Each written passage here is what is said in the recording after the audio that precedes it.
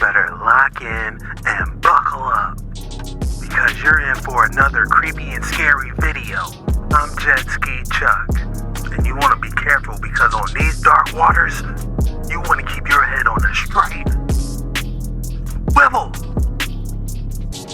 Hyper mode, activate. Hyper mode engaging. Going quantum.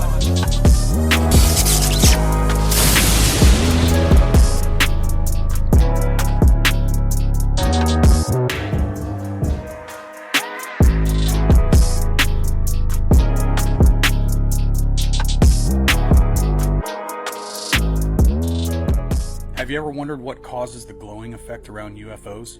So many witnesses have reported and captured an eerie glow, or what they describe as an aura, surrounding the object or craft. What could be causing it? There are many theories. There seem to be two in particular that rise to the top. One intriguing possibility is plasma. Perhaps it's the way the object reacts within our atmosphere.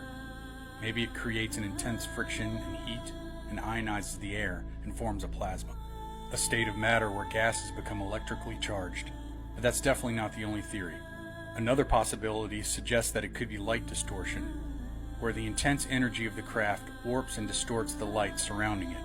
In fact, Bob Lazar suggested this theory long ago. There are other possibilities to consider, but plasma and light distortion seems to be the most popular theories. Maybe it's something even more extraordinary. Share your thoughts on what you think could be causing this phenomenon. Do you believe? Alright, I got none on my scanner. Alright, I'm just trying to keep an eye out on my scanner, make sure I'm not encountering any. If it wasn't for my quantum mode, I couldn't shake them. You know, you asking me if I believe in them? Yes. I seen 2 of them earlier today. I can't shake them, but yeah. I think they're out here for entertainment purposes only. Should the Vatican have included the term interdimensional beings in its recent guidance update regarding the supernatural phenomena and other apparitions? Many think they should have.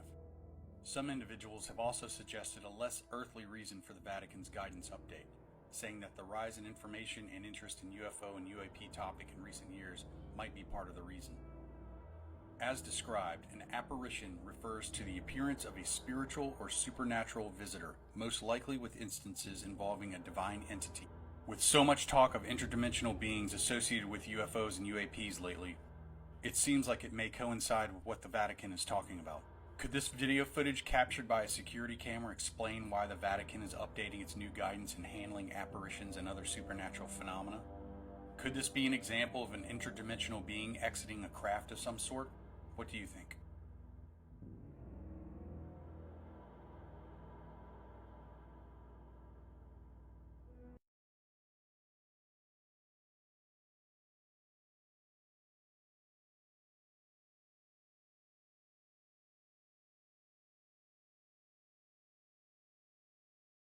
Do you believe? I didn't hear nothing about any type of recent announcement, and I don't trust it, to be honest with you. But they did have some type of plasma look to it. If you watch that video again carefully, it did look like some type of phantom plasma glow to it. So, could this be the outer coating of some UFOs? This is extremely interesting. If you could imagine the skin on the craft glowing like phosphorus on a beach, that's what it looked like the skin was alive.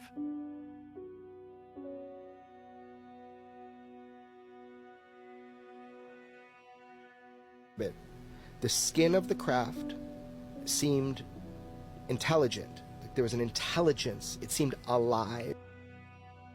There seems to be a reoccurring theme. The skin of these crafts, these UAPs, these UFOs, seems alive or intelligent.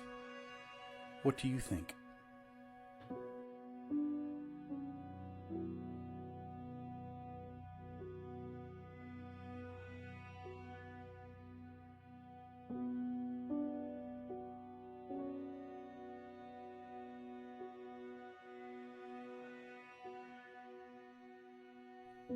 Do you believe?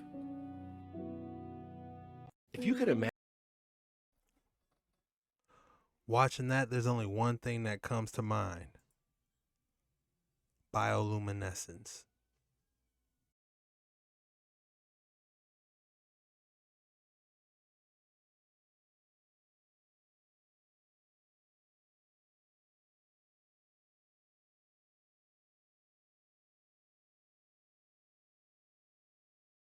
No.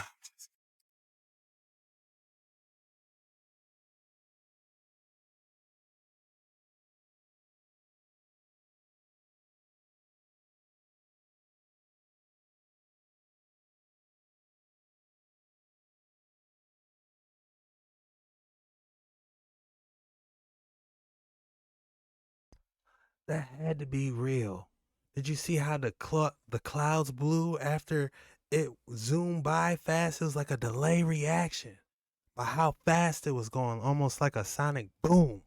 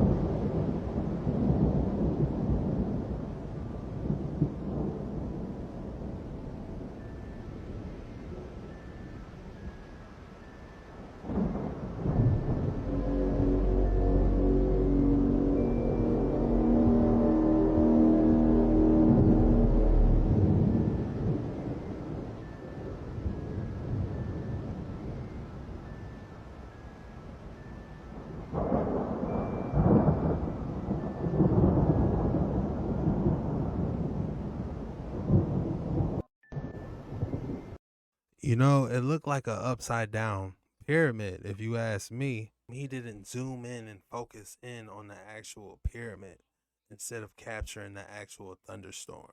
That's my whole thing. If I seen something in the sky like that, I would have zoomed in on it, y'all. That's my take on it. Are we looking at an actual alien being? Perhaps. In 1992, a mysterious VHS recording surfaced depicting what many believe to be a groundbreaking discovery, an extraterrestrial biological entity. The images allegedly found on a dark web server shows a group of people, including a camera operator, examining what appears to be the preserved body of an alien in the frigid expanse of Eiger, Switzerland. The footage of these images has sparked intense debate and fascination. People have described it as both disturbing and extremely compelling. The entity lies amidst a backdrop that suggests the frigid, imposing slopes of Eiger, a mountain renowned for its majestic presence and also as being part of the UNESCO World Heritage, a landmark that falls under legal protection.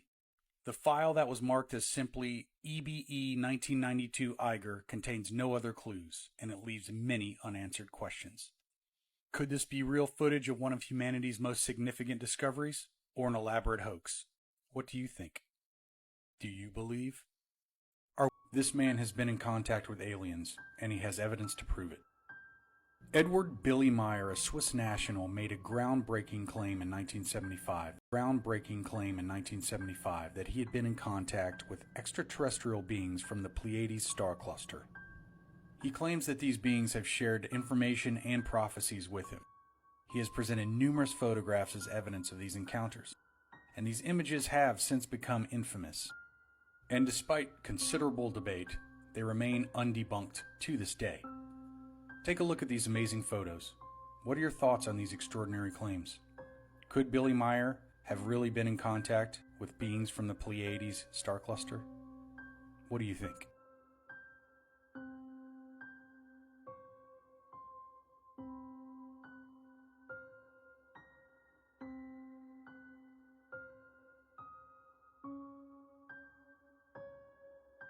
Do you believe?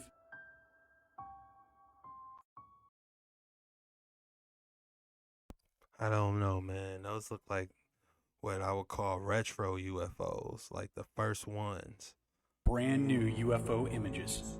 Remember all the talk about the Jellyfish UAP? Well, it looks like we might have a new one. This creepy object was seen hovering over an area in Bali. It's eerily similar to the Jellyfish UAP in Iraq in 2018.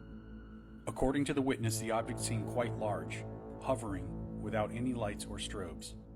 There seems to be a number of these UAP jellyfish sightings that have been reported in recent years, including one from a cruise ship captain in 2020.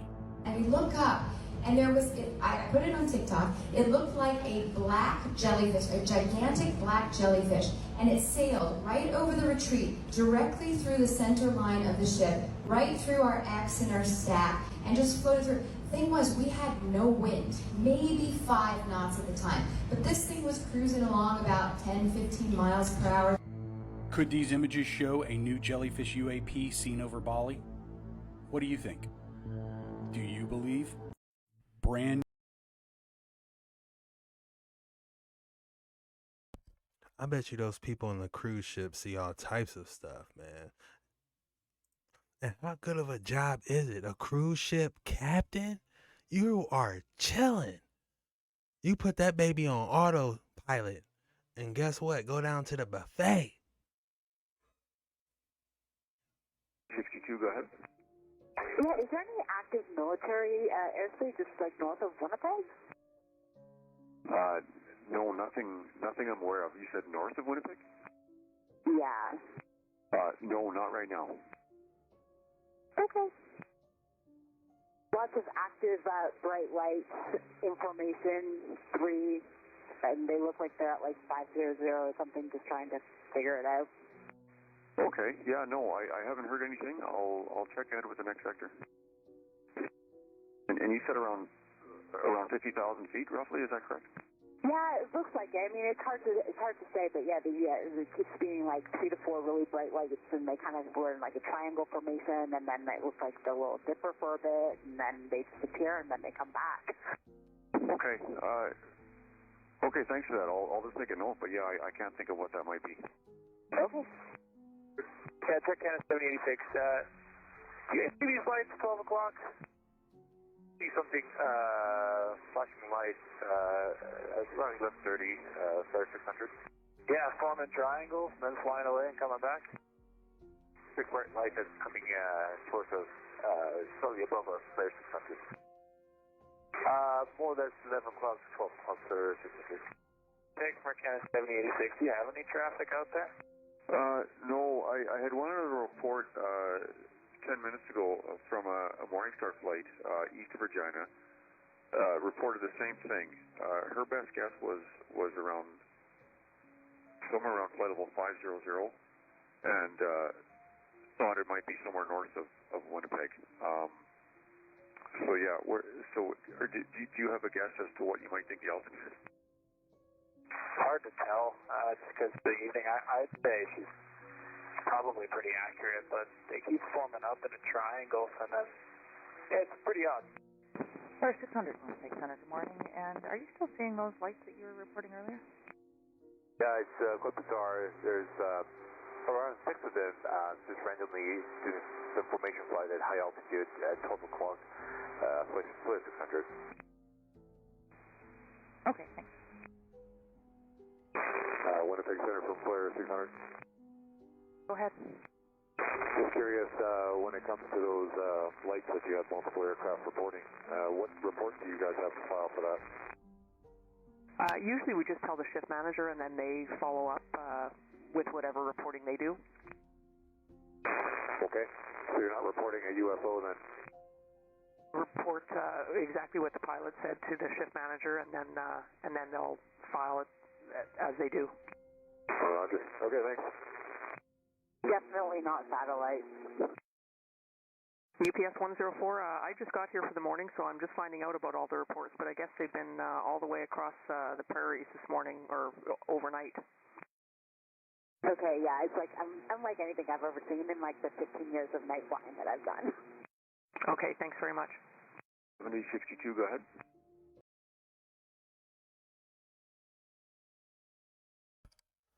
All right, if you ask me, there's no denying that there's something out here on these skies. That's why I keep my head on a swivel. But I'm just curious, man. All this creepy and scary stuff flying around in the skies at night, and during daytime we can't see under invincibility cloak. What made it? What type of technology? What created these type of flying technologies is the next question I got. But if I think about it, wasn't there some type of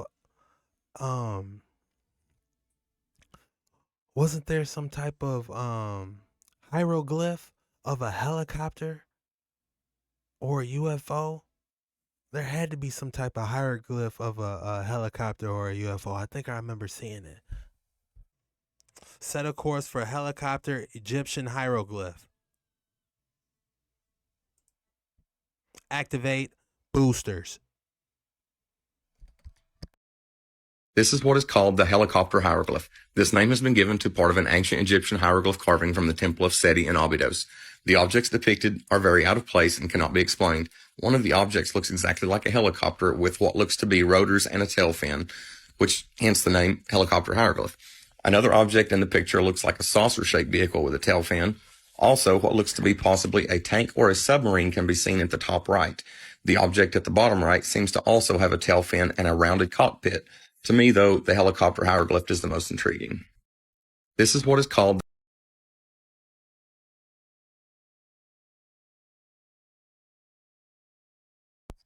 It does look like a helicopter.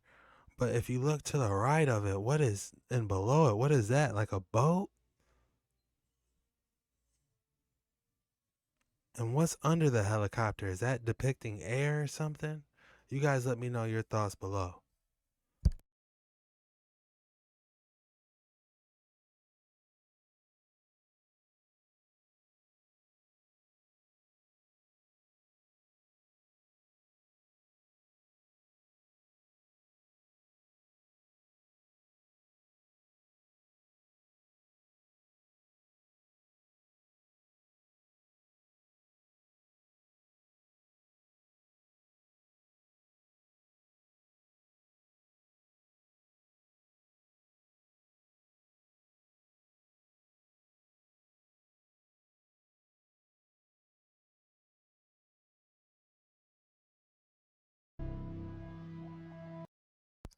So it's real.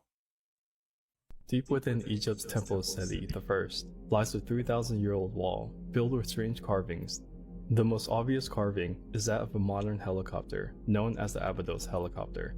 But there are also carvings of what appears to be a boat, plane, and some sort of airship. So what was the original intent behind these depictions? The carvings could have been a warning, a cryptic message of an impending sky-related catastrophe, tied to the temple's dedication to Osiris. Other theories suggest that the carvings are a result of palimpsest, a practice involving the reuse of old inscriptions or images by covering new ones on top, creating layers of artwork. The helicopter could have been a modified hieroglyph, transformed over time into its current form. So what do you guys think? Is the Abidos helicopter a glimpse into advanced ancient knowledge, or a mere coincidence etched into history?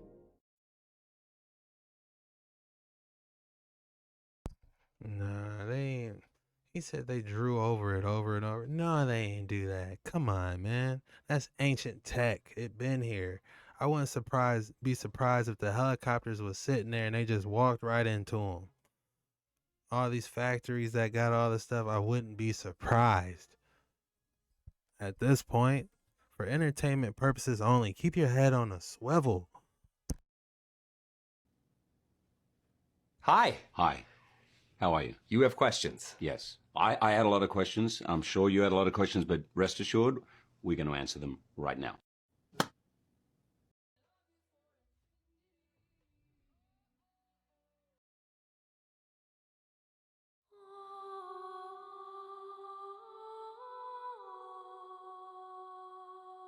That's definitely a must-see. Have any of you guys saw any of the pyramids? Let me know. And I'll let us see pictures if you have. I definitely want to see it. This stuff I want to see more than the pyramids, but the pyramids is definitely on my list. There's a couple cathedrals I want to see before I see the pyramids. But whatever comes first, I take. Most of the Egyptian gods are biblically accurate. Egyptian gods are fallen angels. Most of the Egyptian gods are biblically accurate cherubim angels that fell from grace after starting a war against God. I'll explain that more later, so stay until the end. Ancient Egypt was a place known to practice black magic and communicate with these fallen angels that deceived them into thinking they were gods. A clear way to see this truth is to observe how the so-called Egyptian gods have halos. Now look at a picture of an Egyptian god next to Christ. Do you notice the halos? Meaning they both are from a place of grace. Interestingly enough, most of the Egyptian gods have these halos above their heads, and some even have wings. These are the biblically accurate class of angels that fell, known as the cherub angels. And here's a way to tell. Cherub angels are usually part animal, part human. In Ezekiel, he's seen these angels saying they possess 4 faces: a bird, an ox, a human, and a lion. It is also believed that these angels can shapeshift as well. For example, the demon Beelzebub was once a cherub angel, but shape-shifted into a giant fly-like demonic creature and became the Lord of the Flies. It's interesting that some of these so-called Egyptian gods just so happens to be half human and have one of the faces of an animal that a cherub usually has. That is no coincidence. You would think it would be obvious to the public that these beings are demonic, but nowadays you have people indoctrinating ancient Egyptian beliefs into their everyday lives. I will be making a second part to this video, so follow me and share this with a friend for part 2 about how Egyptian... My question is, number 1, the fallen angels, you could say the fallen angels were the Egyptian gods, like how that last video did. Number 2,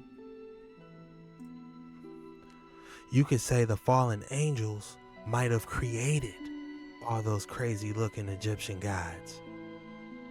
You know, with the eagle head and all that stuff, the crocodile head. You know, if you go back to my last videos on the Book of Giants, they were talking about they was getting experimental. So now I'm starting to think, look, those Egyptian gods might have been some homunculi that didn't know any better, that was created from the fallen angels. This is one of those two. Do they matter? No. If you ask me, either one, it doesn't matter. But if you really want to boil it down, it's one of those two theories is where I'm at. For entertainment purposes only, keep your head on a swivel. The angels end up creating these abominations. We don't really know exactly what they made, but we know that they were mixing and matching different genes from different animals and creating these abominations. All DNA is now corrupted because of angels. Now, obviously, God was not happy. He proceeds to destroy everything in a worldwide flood. And whether you believe in the Bible or not, a cataclysmic flood did happen. That's a fact. The evidence is literally overwhelming. Now, I've got such a curious question. It says in the Dead Sea Scrolls that they took 200 animals from all species for crossbreeding or whatever. I mean, I would imagine that that would include fish too, right? Marine life? Marine life which doesn't die in a flood? Let me take you on a trip to the deepest depths of the ocean. We still have yet to discover 91% of ocean life. There are fish living so deep in the ocean that we couldn't even get to them. And it only gets weirder and weirder the deeper you go. Now, in Leviticus, Moses literally says that fish in the sea that do not have fins or scales are an abomination to you. An abomination. Just like what the fallen angels had created. And that, my friends, is why we have things like this. So after the angels come down from heaven, the world just plunges in absolute chaos. There's literally women giving birth to giants because of angels. But my question is, what did they even do here on Earth? There's this thing called the Dead Sea Scrolls. They found this in a cave. This thing is 2,000 years old. On one of these pages, it really focuses on the fallen angels. And this blows my mind every single time. Because this is called, no joke, the Book of Giants. In this book, it talks about how the angels bring both knowledge and havoc. The angels exploit the fruitfulness of the earth. Now, when I hear this, I think they were building empires. I mean, could you imagine a city built by angels? But that's not even the most interesting thing, because there is this one sentence. It talks about the angels taking 200 animals from all species and genetically modifying them. I'm not kidding. In other words, it says right here, from every animal, from every bird, for miscegenation. Miscegenation means crossbreeding. It's genetics. It's the highest form of science, and it kind of makes sense, actually. The angels were making their own creations. They were playing God. And that just begs one question. What would a fallen angel ever want to make? So after the... Hey. What do they want to make? They made a whole fleet. The hieroglyphs show it. They made a whole fleet of them boys. Bam, here's Set. Bam, here's Ra.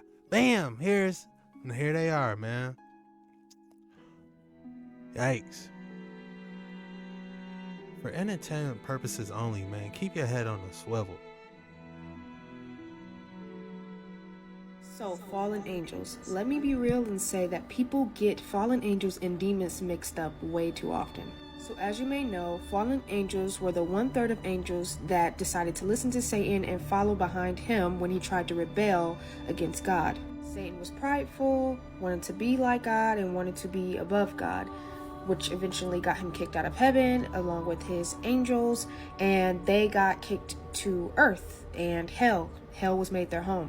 But before hell came for the fallen angels, they went to earth and decided to teach humans and interact with them about the secrets of heaven and secret powers, and they taught humans how to make weapons and how to kill with certain things, and yeah, they taught them secrets that God forbid, which made humans a lot more sinful and knowledgeable about evil. And what God forbid the most is when they slept with humans, thus creating Nephilim giants, which is why you see when architects dig up bones that are like the size of a house, like a femur bone, like 20 feet long, because giants really did exist. God was angry with how they were mixing with human DNA and corrupting humans. So God was like, I am so done with you rebellious, prideful, fallen angels.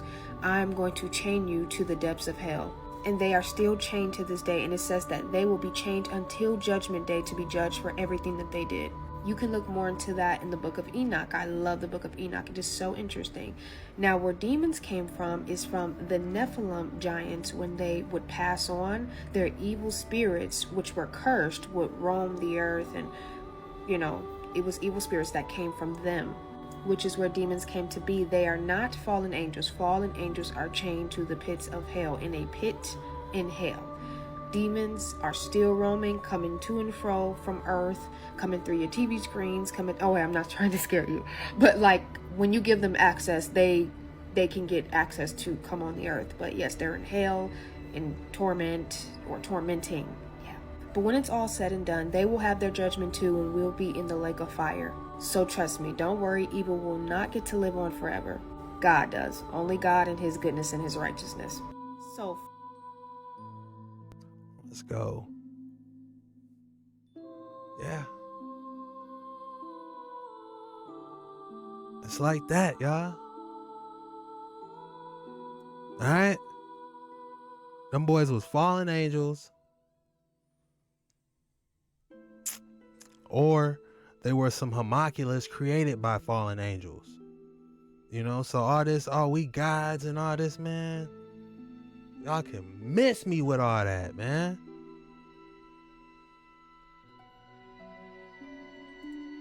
I'm gonna be the first one to tell it to you. You know?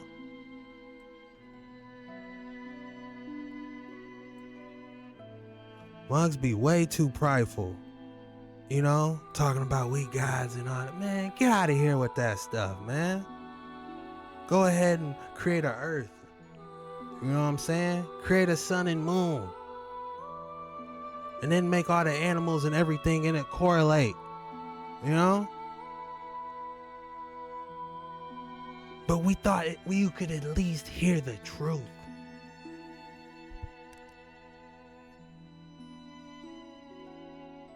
There's no such thing as other planets or outer space. I believe the planets are actually just fallen angel beings, and I'm about to show you.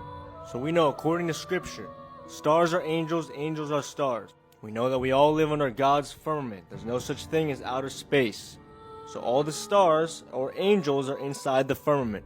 Right? According to Revelation, the 7 stars are the angels of the 7 churches, right? So we know stars are angels. Right? We know 1/3 of the stars of heaven, or the angels, fell, right? They disobeyed God. These are known as the fallen, right? Now the book of Ezekiel gives us a description of what some of these angels look like. As for their appearances, they four had one likeness, as if a wheel had been in the midst of a wheel. So a wheel inside of a wheel. This is a picture of Mars captured by the Nikon P1000 camera, where you see a wheel inside of a wheel. Now, you can go find a bunch of Greek and Roman gods that actually have the same names as the planets. They were named after them. Because they're not actually planets, the false gods are really just fallen angels in disguise. This stuff is no joke, you can go look it up. Why do you think they had us building these solar system projects in school, trying to get us to memorize all these names? We were giving false idolization to these false gods.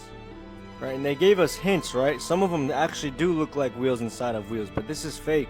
It's not what they actually look like. These are the true photos of what these so-called planets actually look like. They're all wheels inside of wheels. These are the fake ones. Now these are some pictures of stars as well that have the same exact appearance, just normal stars.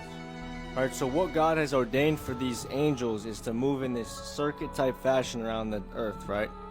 Right, so if there was certain of these stars or these angels not moving in this circuit, they'd basically be disobeying him, right? Which is what the planets are, wandering stars. I believe they are part of the fallen, which is why they are connected to all these Roman and Greek false gods. I believe he gave us a hint at this in the book of Jude. Raging waves of the sea, foaming out of their own shame. Wandering stars, to whom is reserved the blackness of darkness forever. Why are these wandering stars or these wandering angels so shameful? Probably because they disobeyed him. If y'all want more about this, it's in my True Earth book, in my profile. Go download.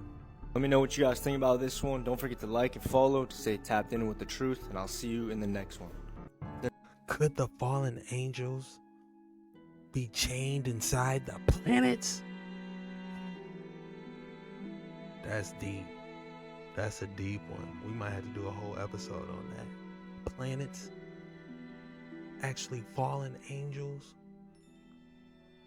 I'm starting to think that Egyptian gods was really homunculi, because the fallen angels is chained up.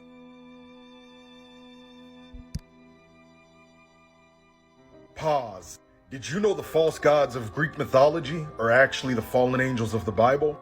And that Jesus directly challenged the fallen angel that the people of his day would have thought was Poseidon? Let me show you. For one, we know that fallen angels desire to be worshipped. They had people making idols all throughout scripture. And before somebody says that, yeah, Greek mythology, that's not in the Bible, may I kindly remind you that the Bible's not separate from our world. The Bible is about our world and the false gods of this world. Meditate on that before I continue. In desiring to be worshipped, they developed these false identities. In further scriptural proof, in the days of Jesus and the apostles, they literally worshiped Greek and Roman gods. They called Barnabas Zeus and Paul Hermes, just to give you a cultural background. Understanding this, in light of this, Jesus silenced the storm, a storm sent by a satanic being. They would have seen this being as Poseidon. Jesus is superior. Like and follow for more.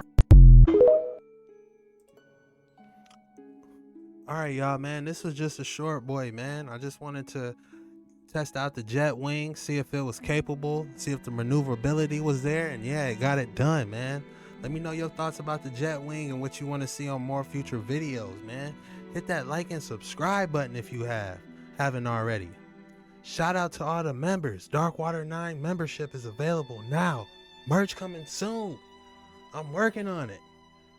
You know? We're going live tonight. After this video, couple more hours, we're going live. Come kick it with your boy, man. It's gonna be a lot of fun. We're gonna get into some things, and yeah, it's gonna be fun. But yeah, it's time to land now, and I'll see y'all in the next video.